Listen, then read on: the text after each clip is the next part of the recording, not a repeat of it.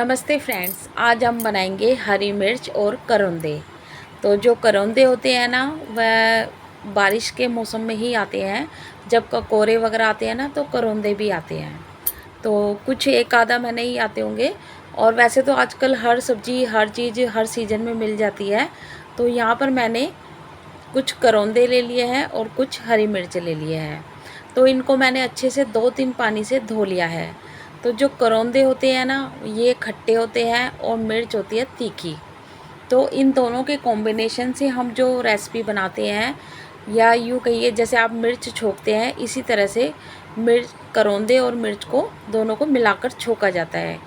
तो जैसे सब्जी हम कोई भी खाते हैं तो उसके साथ जैसे हम चटनी अचार का यूज करते हैं, इसी तरह से आप इन करौंदे और हरी मिर्च का यूज कर सकते हैं।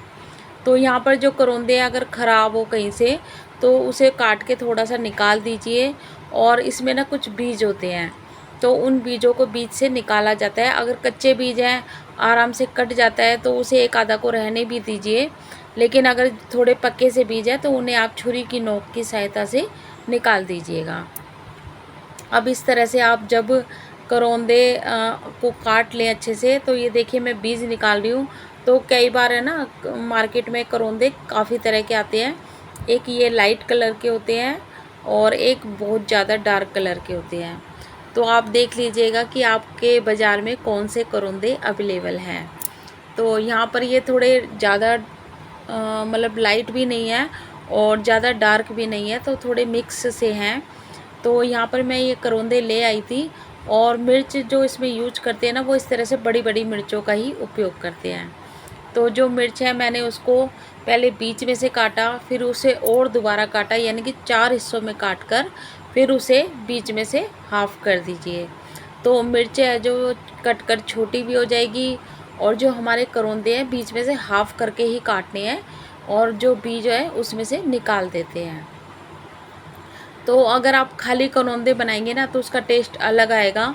और अगर आप मिर्च के साथ छोंक कर बनाएंगे, तो उसका टेस्ट अलग आएगा। तो क्योंकि करौंदे होते हैं ना, ज़्यादा खट्टे होते हैं, और उसमें बैलेंस करने के लिए हरी मिर्च डालने से उसका टेस्ट है ना और भी उभर कर आता है।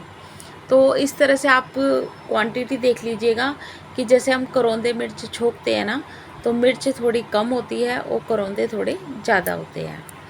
तो इस तरह से ही मैं करौंदे और मिर्च बनाती हूँ। और ये इसमें से बीज और हरी मिर्च ख़राब वगैरह निकल जाती है, तो वो सारा इसमें से कचरा निकल गया है। अब यहाँ पर मैंने एक पैन ले लिया है और पैन में मैं जो है कि सरसों का तेल डालूँगी। तो सरसों का तेल होता है ना, उससे टेस्ट बेस्ट आता है इसका। और वैसे आप चाहे जौन सा मर्जी तेल यूज करते हो तो आप कर सकते हैं, लेकिन जो मस्टर्ड ऑयल होता है उसमें टेस्ट अच्छा आता है। तो यहाँ पर मैंने क्या कहते हैं, फ्राई पैन रख दिया है और उसमें यहाँ पर मैं तेल डालूँगी सरसों का। तो साथ में मैं चने की दाल की तैयारी भी कर रही थी बनाने की, पर वो वीडियो की क्लिप मैंने काट दी कि वीडियो लंबा हो जाएगा। तो उसकी रेसिपी मैं आपको अलग से दूँगी। और जो चने की दाल बना रही थी ना, वो शायद मैं बिना लहसुन प्याज की बना रही थी। तो पहले मेरे दिमाग में यही था कि दोनों की रेसिपी एक साथ दूँ, पर फिर मैंने सोचा कि वीडियो ज़्यादा बड़ा ना करा जाए। और यहाँ पर मैंने सरसों का तेल जैसे ही गर्म हुआ है, तो उसमें मैंने जीरा डाला है। और जीरा डालने के बाद यहाँ पर मैंने हरी मिर्च और करौंदे डाले हैं। तो एकदम उचटते हैं, तो थोड़ा अपना फेस दूर रख कर के रखिएगा। और फिर इसमें नमक डालेंगे।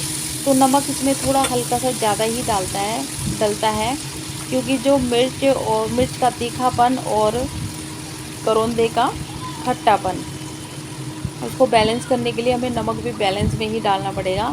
और थोड़ी सी मैंने यहाँ पर काली मिर्च भी डाली है, और साथ ही साथ हम यहाँ पर डालेंगे भुना जीरा। अब इसको हम थोड़ा स्लो गैस पर पकने देंगे और बीच में 1-2 बार चेक कर लेंगे। तो हमें इसे जब तक पकाना है और जब तक बीच बीच में चेक करना है, तब तक कि ये हमारी मिर्च और करौंदे हैं थोड़े से पक ना जाए। वैसे ये बहुत जल्दी ही पक जाते हैं भाप में। और पकने के बाद हमें इसे थोड़ा सा तेल में फ्राई करना होता है एक तरह से। मतलब उस तरीके से फ्राई नहीं करेंगे कि डाल के अलग से करें, जो इसमें ही तेल डालते हैं हम, उसी में थोड़ा सा क्रिस्पपन लाना होता है। तो हल्के से क्रिस्पी भी हो जाते हैं ना, तो अच्छे लगते हैं। तो इस तरह से ही मैंने इसे 2-3 बार चेक कर लिया है।